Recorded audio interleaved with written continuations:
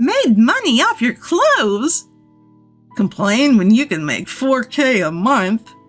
As a stay-at-home mom, I've been putting up with my husband and mother-in-law's atrocious attitude for too long.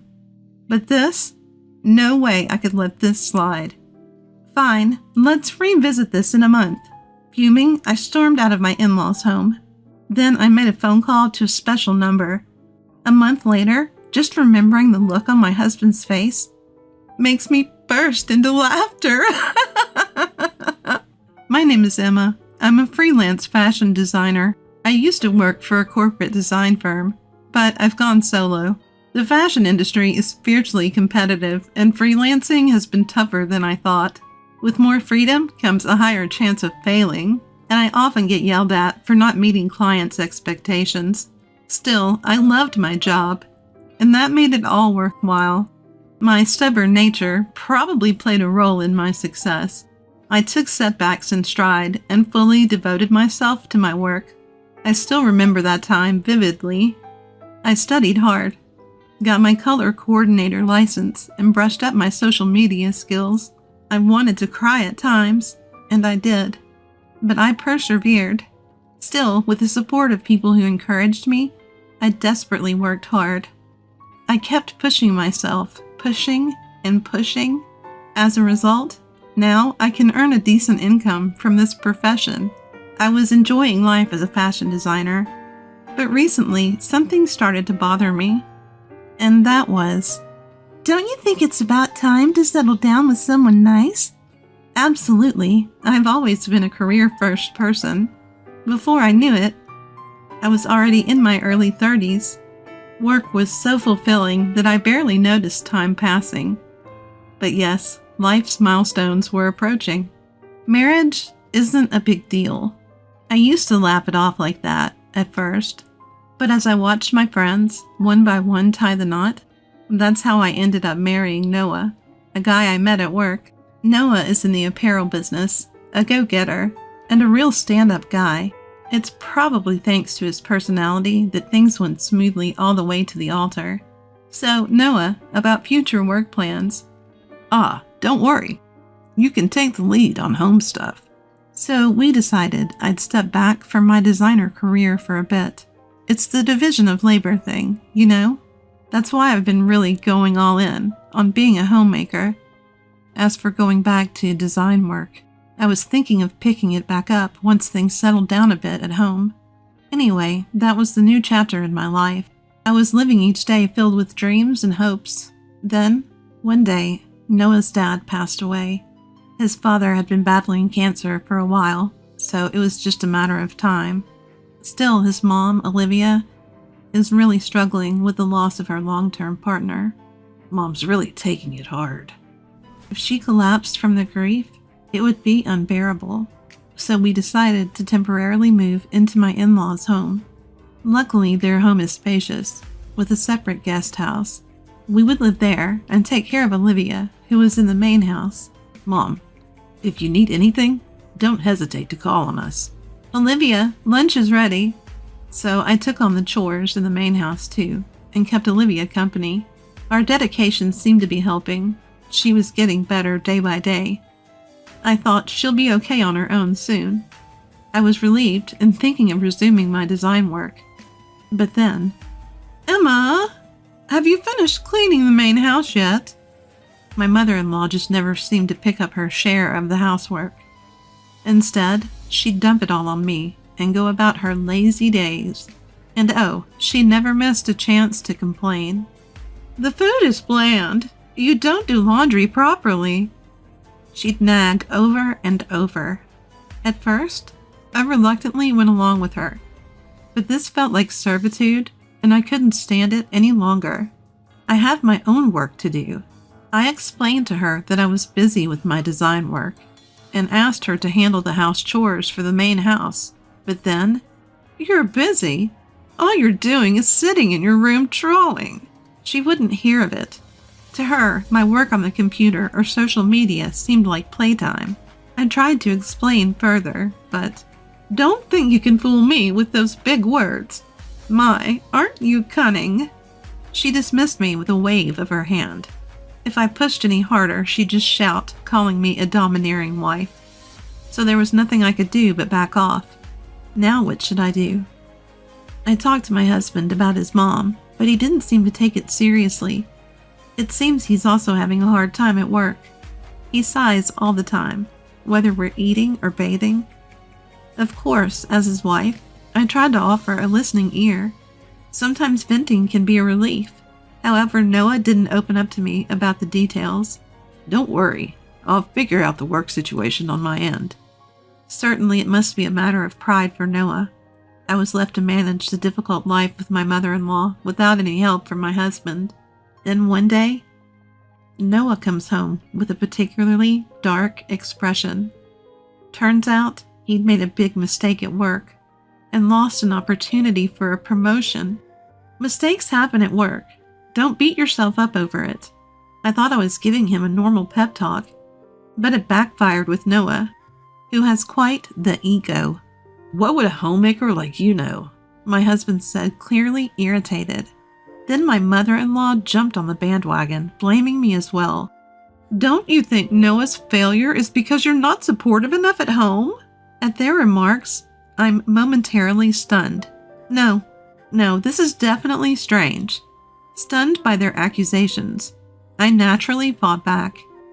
But my words fell on deaf ears. It was decided then and there, I was the bad guy. From that day on, I was treated noticeably colder by both my husband and mother-in-law. Emma, can you hurry up with dinner? Emma, you were supposed to take care of the garden, remember? Emma, go buy some flowers for the living room. My mother-in-law became even more demanding, bossing me around. No matter how flawlessly I took care of the household chores, she'd always find something to complain about. Emma, you're sloppy with the cutting and the seasoning. It's too strong. Emma, I don't like how the garden looks. Redo it, please. Emma, these are lilies. I wanted gerberas. At this point, all I could do was sigh. I just wish someone would acknowledge my hard work. I tried talking to Noah again, but all he did was defend his mother. She's old, and she's relying on you. Besides, you have plenty of time, don't you? You're not working after all. Noah still seemed resentful. I knew he had a big ego, but I didn't expect him to be this petty. And so, drained and weary, I soldiered on alone in my in-laws' home. Then one day something happened that I simply couldn't tolerate any longer. That day, I had to go into town for some errands. After wrapping things up, I returned home. But the moment I opened my closet, I was shocked. What? Where are my clothes? Yes, almost all my clothes were missing. I rushed to the main house to confront my mother-in-law, who was leisurely sipping her coffee. Oh, I sold your clothes. My mother-in-law casually admitted her deed. She said she sold them to a resale shop to help with the family finances. I was furious, more than furious. Those weren't just fashionable clothes. They were designs I had worked hard on, bringing them to life through my labor. Some were even from the early days of my career. Seriously, who sells someone else's stuff without asking? I couldn't believe it.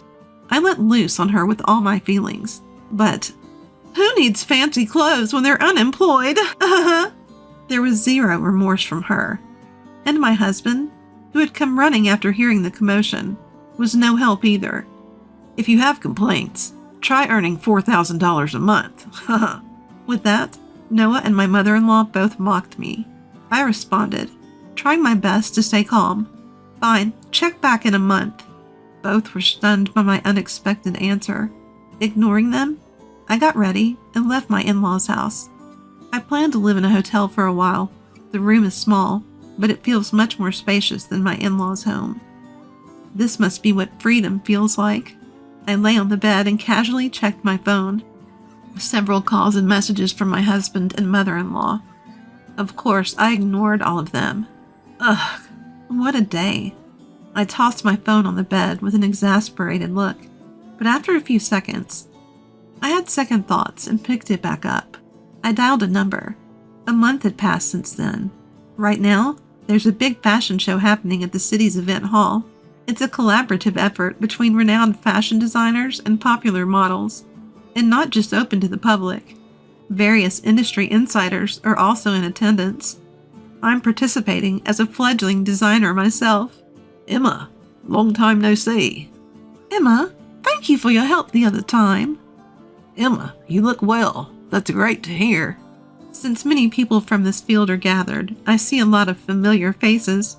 I make my rounds and engage in lively conversation with people I've worked with before. Aiden, long time no see. Amelia, I should be thanking you for your help last time. Lucas, you're looking well too. Is Sophia in elementary school now? What a pleasant time this is.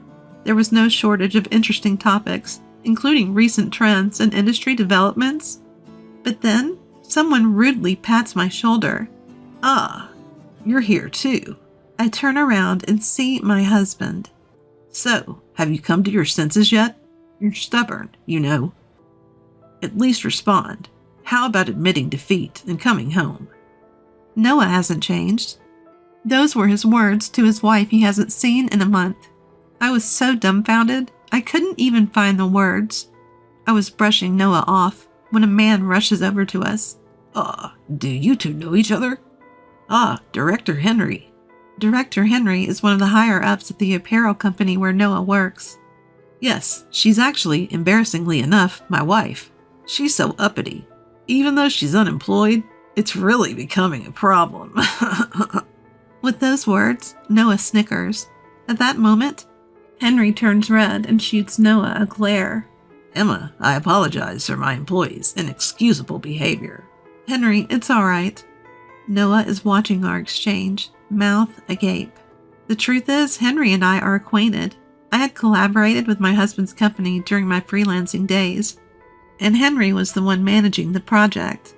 And now my husband is about to learn another shocking fact from Director Henry. Emma is a renowned fashion designer. Don't you even know that about your own wife? What? Noah looks at me with astonishment. Yes, I used to be a well-known designer in the industry, not to brag, but I was pretty popular on social media before I got married. Back then, I was pulling in tens of thousands of dollars a month, including ad revenue from social media. I kept that a secret from Noah. There never seemed to be a good time to tell him, and I didn't want to be valued just for my financial worth, so he probably thought I was just a mediocre independent designer. Sure enough, Noah starts to make a scene after learning about my background. I didn't know this about you. Well, I never told you. I had recently resumed my design activities, thanks in part to our recent argument. I contributed several designs to this event. I had been approached for collaboration before. The day my clothes were thrown away, I was meeting Matthew, my former boss, during my corporate design days. Apparently, one of their designers had fallen ill. That's when Matthew urgently asked me to take over as the lead designer for the fashion show. I had been hesitant since I had paused my design career. There was also the matter of issues at my in-laws' home. But then, the big moment came. I called Matthew from the hotel to say I was on board and ready to go. You, being just a homemaker and unemployed. I could hear Noah's pride crumbling. I retorted with as much sarcasm as I could muster. So, we're good at $40,000 a month, right? Soon after, I divorced Noah. Emma, I messed up. Let's try again. You're the worst kind of woman for leaving your husband. Heartless, cowardly. Noah pleaded while my mother-in-law cursed me out. I dismissed them both. Come talk to me when you're making $40,000 a month. Since then, I haven't seen Noah and his clan. From what I hear, Noah got demoted to a smaller department. He must have irked the higher-ups in the company. According to Mr. Jones, even previous work mistakes were due to conflicts with colleagues. Judging as lacking any remorse, he's been completely written off. They're still living in that house, as they seem far from happy. I passed by their home once. It had a defeated aura. Well, they had it coming. As for me, I was recently in the spotlight again at a fashion show. My career as a designer is thriving. And life is busy but fun. By the way, things are going well between me and my former boss, Matthew. Matthew is a great guy who massively supported me when I struck out on my own. I trust him as a partner. I should have honed not just my design sense, but also my man-picking skills. I chuckled at the thought as I focused on my work.